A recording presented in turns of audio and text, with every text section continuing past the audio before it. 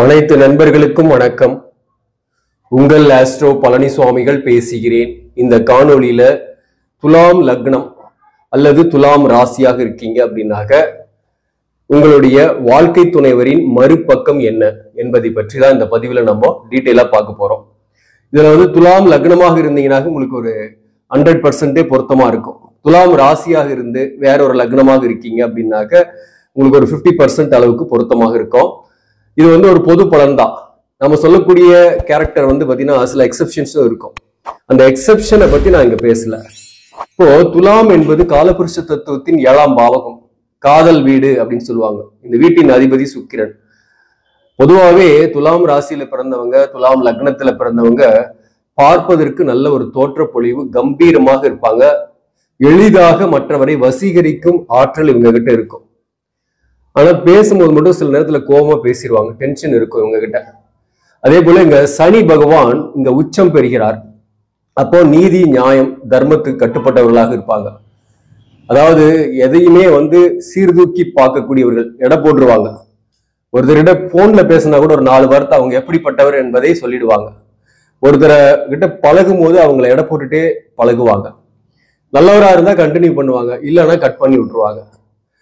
அதே போல வியாபார எண்ணங்கள் அதிகமா இருக்கும், பிசினஸ் மைண்ட் அதிகமா இருக்கும்.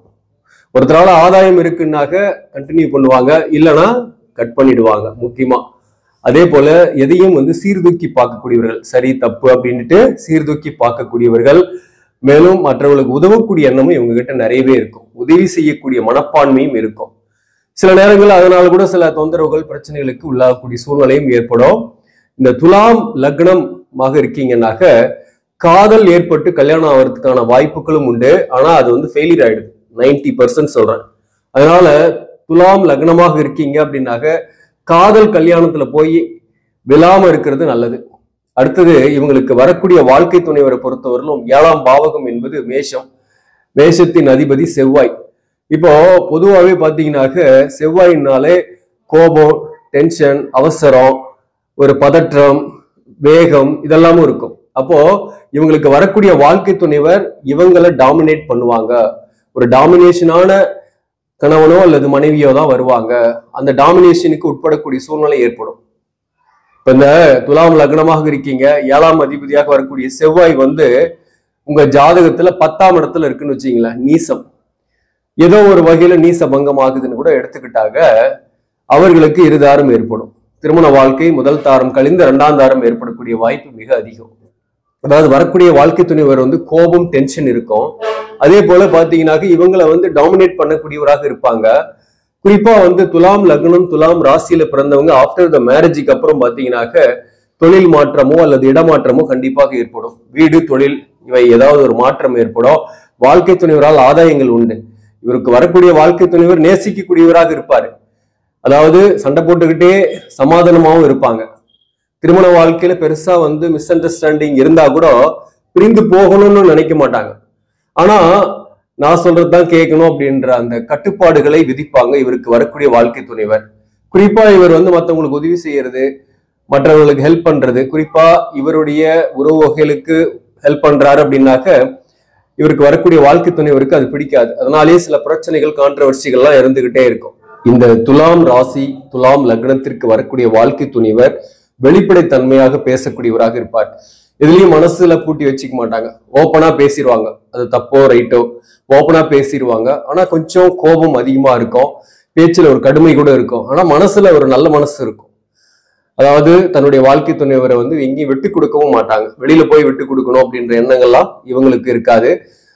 அதே சமயத்துல சில நேரங்கள்ல இந்த கோபம், டென்ஷனால மிஸ் அண்டர்ஸ்டாண்டிங் வாழ்க்கை துணைவரோட 2 பேரும் இருந்துகிட்டே இருக்கும். இந்த மிஸ் அண்டர்ஸ்டாண்டிங்ன்றது இருக்கும். மிஸ் அண்டர்ஸ்டாண்டிங் இருந்தாலும் வெளியில போய் விட்டு கொடுக்க மாட்டாங்க. தன்னுடைய கணவர் இப்படி, தன்னுடைய மனைவி இப்படின்னு விட்டு கொடுக்க மாட்டாங்க. அவங்களுடைய வாழணும், குறிப்பா தன்னுடைய பிள்ளைகளுக்காக அவங்களுடைய வாழணும்ன்ற எண்ணங்கள் தான் இருக்கும். அதே போல துலாமை பொறுத்தவரையிலும் பாத்தீங்கன்னாக்க நீதி, நேர்மை, நியாயத்துக்கு கட்டுப்பட்டதுன்னு சொல்லியிருக்கிறேன். அதே போல இன்னொரு பக்கம் பாத்தீங்கன்னாக்க எதுலயும் ஒரு கால்குலேட்டிவ் மைண்ட் அதிகமா இருக்கும்.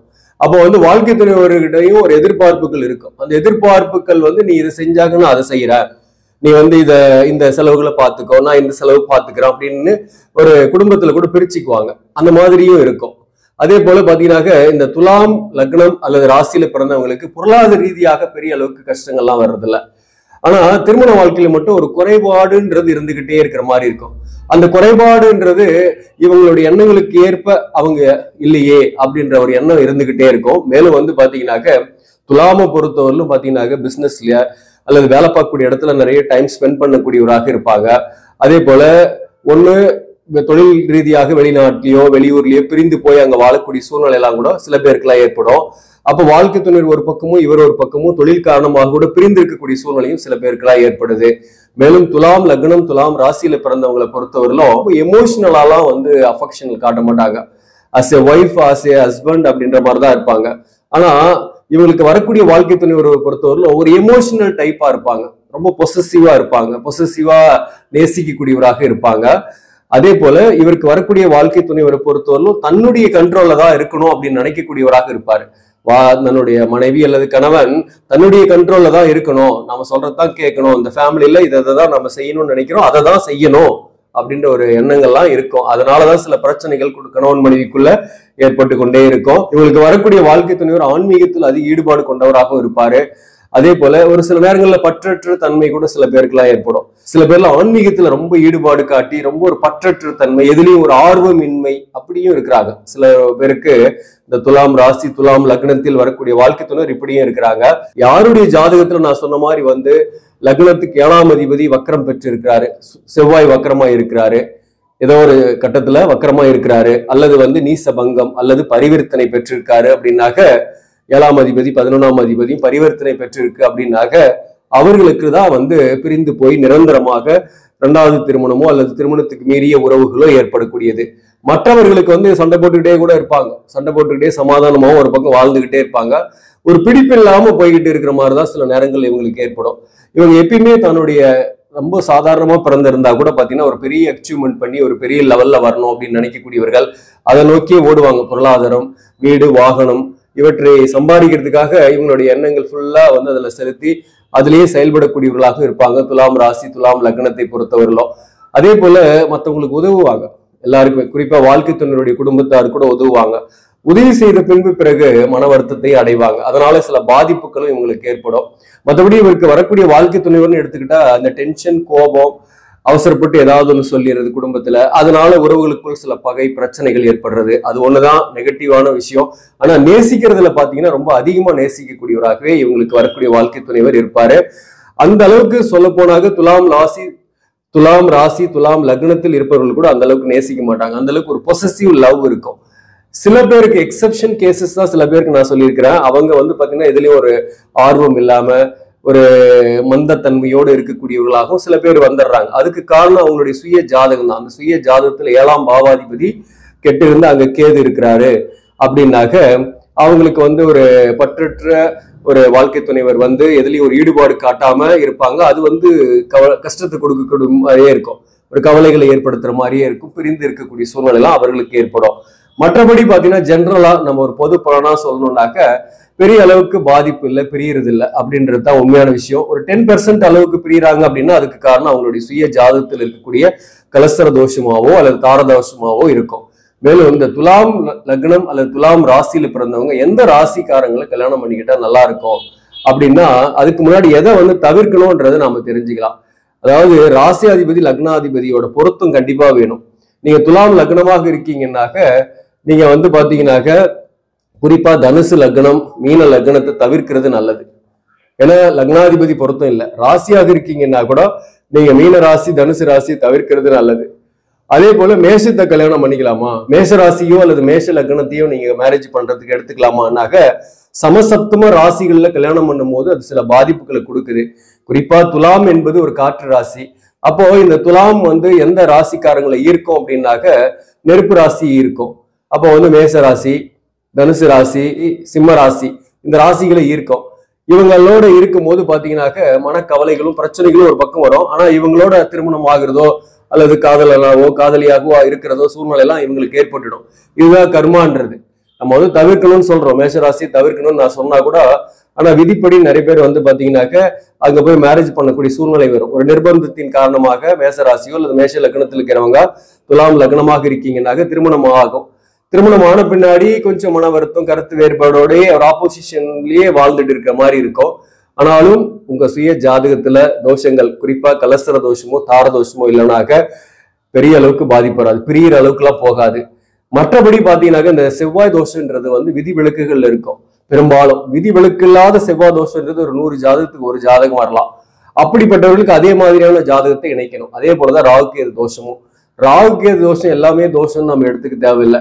அது தோஷத்தை செய்யக்கூடிய அமைப்புல இருக்கா, ஒன்னியல்ல இருக்கு, ஆனா தோஷத்தை செய்யுதா அப்படின்னா பார்க்கணும். உதாரணமா துலாம் லக்னமாக இருக்கீங்க, லக்னத்திலேயே ராகு இருக்கு, சுவாதி நட்சத்திரத்துல இருக்கு, 7ஆம் இடத்துல கேது அஸ்வினியில் இருக்குன்னா அது தோஷத்தை கண்டிப்பாக செய்யும்.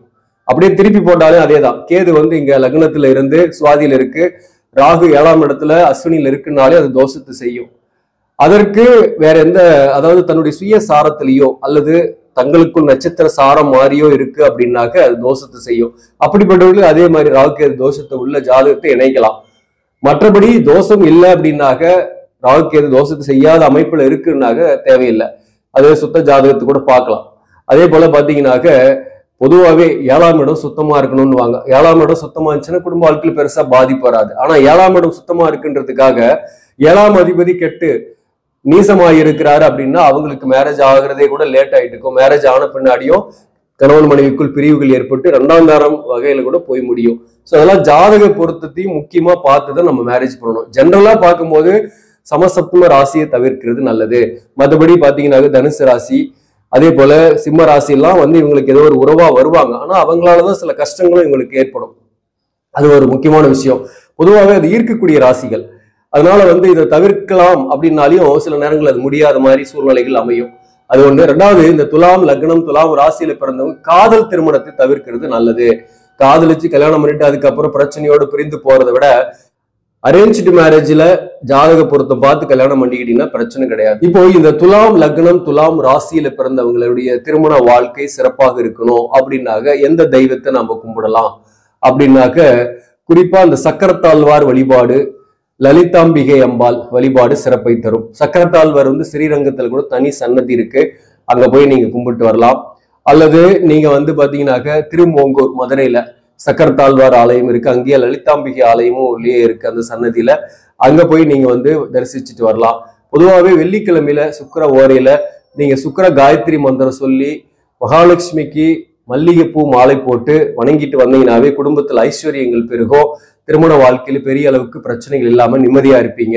ஆக நண்பர்களே, இந்த பதிவு உங்களுக்கு பிடிச்சிருந்தாக லைக் பண்ணுங்க, இதை மற்றவர்களுக்கும் ஷேர் பண்ணுங்க. இன்னும் நம்ம சேனலை சப்ஸ்கிரைப் பண்ணாம பாக்குறவங்க சப்ஸ்கிரைப் பண்ணி கண்டினியூ பண்ணுங்க. இதன் மூலம் உங்களுக்கு ஒரு சரியான ஜோதிட தகவல்களும் ஆன்மீக தகவல்களும் கிடைக்கும். நன்றி, வணக்கம்.